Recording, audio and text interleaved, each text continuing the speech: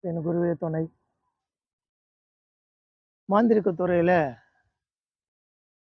தவிர்க்க முடியாத விஷயமாக ஒண்ணு இருக்குதுன்னா, அது எதிரிகளால ஏற்படக்கூடிய தொல்லை தான். ஏன்னா, மாந்திரீக துறையில யாரெல்லாம் பேர் எடுக்குறாங்களோ, அவங்களுக்கு வேற வகையாக துன்பங்கள் ஏற்படும். எப்படின்னா, வேற மாந்திரீகன் அந்த ஊர்ல இருப்பாங்க. அவங்க ஏதாவது உங்களுக்கு மாந்திரீக வேலைகள் செஞ்சு, உங்கள கட்டுக்குள்ள வர வைக்க பார்ப்பாங்க. இல்ல மாந்திரீக பிரயோகம் வேலைகள் செய்வாங்க. உங்கள அழிக்க பார்ப்பாங்க. அந்த மாரி நேரத்துல உங்கள எப்படி நீங்க தற்பாக காப்பாத்தி வச்சுக்குவீங்க? பாதுகாப்பா இருக்கணும் இல்லையா? அந்த பாதுகாப்புக்காக என்ன பண்ணணும்னு தெரியாது சில பேருக்கு. அப்ப என்ன பண்ணுவாங்கன்னா, அவங்க வணங்குற தேவதையோ, இல்லன்னா அவங்க குருமார்கள் கிட்டயோ போயிட்டு, இந்த மாரி எனக்கு எதிரி தொல்லை அதிகமா இருக்குது. மாந்திரீக பிரயோகம் எனக்கு செய்றாங்க. நான் அதுலேருந்து எப்படி பாதுகாப்பா இருக்கிறது? அப்படின்னு சொல்லிட்டு கேட்டு அவங்களுக்கு என்ன தேவையோ, ரட்சையாகவும், எந்திரமாகவும் பண்ணி வச்சுன்னு வருவாங்க. ஆனா அந்த முறையை தவிர்த்து வேற வகையா ஒரு விஷயத்த பத்தி தான் நம்ம பார்க்க போறோம். இது எப்படின்னா, நீங்க மாந்திரீக தொழிலா ஒரு ஊர்ல செய்றீங்க. அந்த ஊர்ல உங்களுக்கு நல்ல பேரு, புகழா இருக்குது. அந்த மாரி நேரத்துல பார்த்தீங்கன்னு சொன்னா, உங்களுக்கு பல வகையான எதிர்ப்புகள் உருவாகுது. அந்த எதிரிகளால மாந்திரீகம் பிரயோகம் பண்றாங்க. ஏவல், பில்லி, சூனியம் வைக்கிறாங்க.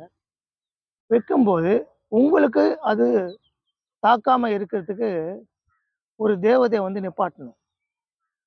அந்த தேவதைய நிப்பாட்டி, அந்த தேவதைய 48 நாள் பூஜை பண்ணி, அந்த தேவதை கிட்ட அருள் வாக்கு வாங்கிட்டு, சத்திய வாக்கு வாங்கிட்டு, அந்த தேவதைய உங்க இடத்துல நிப்பாட்டி வைக்கணும். என்னன்னா, என்ன மாரி மாந்திரீக பிரயோக வேலைகள் உங்கள் நாடி வருதோ, உங்கள தாக்க வருதோ, அது பிடிச்சு வச்சுக்கணும் அது. பிடிச்சு வச்சுக்கிட்டு, அந்த தேவதை உங்கள தாக்காம அது பிடிச்சு வச்சுக்கிட்டு, அதுக்கப்புறம் உங்களுக்கு தகவல சொல்லும். இப்ப ஒரு சக்தி ஒண்ணு தாக்க வருது. அத நான் என்ன கட்டுக்கோப்புல நான் பிடிச்சு வச்சிருக்கேன். அது என்ன பண்ணணும்? அனு ஒண்ணு கேட்பாங்க. அப்போ நீ என்ன பண்ணணும்? யார் அனுப்பிச்சாங்க இந்த சக்திய? என்ன தேவ சக்தி வந்திருக்கு தாக்கறதுக்கு? அந்த மாற்று வேலைகள் செஞ்சு, அந்த தேவ சக்திய அங்கருந்து விரட்டணும்.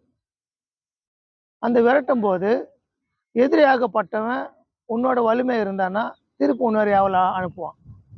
அதனால, அந்த ஏவலையும் கட்டுப்பாட்டுக்குள்ள வைக்கிறதுக்கு, நீ வணங்குற தேவதையும், நீ நிப்பாட்டுற தேவ சக்தியும் அங்க உங்களுக்கு பாதுகாப்பா இருக்கணும்.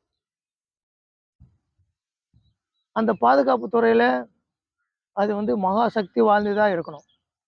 அப்படி ஒரு தேவதை இருக்கான்னா இருக்கு. அது பார்த்தீங்கன்னா, மகாராஜர் ஹரிச்சந்திரர். இந்த மயானத்துல இருப்பார்ல ஹரிச்சந்திரர். அவரு உபவாசமா பண்ணது. மாந்திரீக துறையில ரொம்ப சக்தி வாய்ந்த ஒரு தெய்வத்த அவர் வணங்கியிருக்காரு. அது பார்த்தீங்கன்னா, 700 சில்ற கிட்ட அந்த சக்திகள் இருக்கு. கிங்கிலியன் ன்னு சொல்லுவாங்க அந்த சக்தியோட பேரு. அத மகாராஜர் ஹரிச்சந்திரர் கிட்ட தான் அது தெய்வமா நிக்குது. அந்த தெய்வத அந்த மயான சக்தி தேவதையா இருக்கிற கிங்கிலியன நீங்க வசியம் பண்ணி, அது உங்களுக்கு பாதுகாப்பா நிப்பாட்டி, உங்களுக்கு எந்த ஒரு பில்லி, சூனியங்கள் வந்தாலும், அத பிடிச்சு வச்சுட்டு, உங்களுக்கு தகவல் குடுக்குற மாரி நீங்க பயிற்சி எடுத்துக்கிட்டு, அதுபடியா நீங்க மாந்திரீகம் தடுப்புகள ஏற்படுத்துனீங்கன்னா, உங்கள நீங்க பாதுகாத்துக்கலாம். உங்க சார்ந்தவங்கள பாதுகாத்துக்கலாம். உங்க குடும்பத்த நீங்க பாதுகாப்பா வச்சுக்கலாம். இல்லன்னா, இந்த விஷயத்துல ரொம்ப அடிபட்டு மாந்திரீக துறையில மாந்திரீக தொழிலே வுட்டுட்டு போற மாரி ஆயிடும் சில பேருக்கு. சில பேருக்கு மாந்திரீக வேலைகள் பலிக்காம போயிடும். சில பேருக்கு உடம்பு சரியில்லாம போயிடும். சில பேருக்கு பயங்கரமா நோய்வாய்ப்பட்டுருவாங்க. எதிரிகளால ஏவுடுற ஏவல்களால பாதிக்கப்பட்டு. அதனால இந்த பயிற்சிய கத்துக்கணும் விருப்பம் உள்ளவர்கள் என்னோட ஃபோன் நம்பர் தரேன். தொடர்பு கொள்ளுங்க. இங்கிலாந்து முழுமையாக மாந்திரீக பயிற்சி உங்களுக்கு குடுத்து, அவர் வசமாக்கி உங்களுக்கு குடுத்து, உங்களுக்கு பாதுகாப்பா அவரோட மந்திரங்கள் எப்படி பிரயோகம் பண்ணணும், உங்களுக்கு பாதுகாப்பு எப்படி அது அந்த தேவதை வச்சுக்கணும்னு சொல்லிட்டு உங்களுக்கு சொல்லி தரேன்.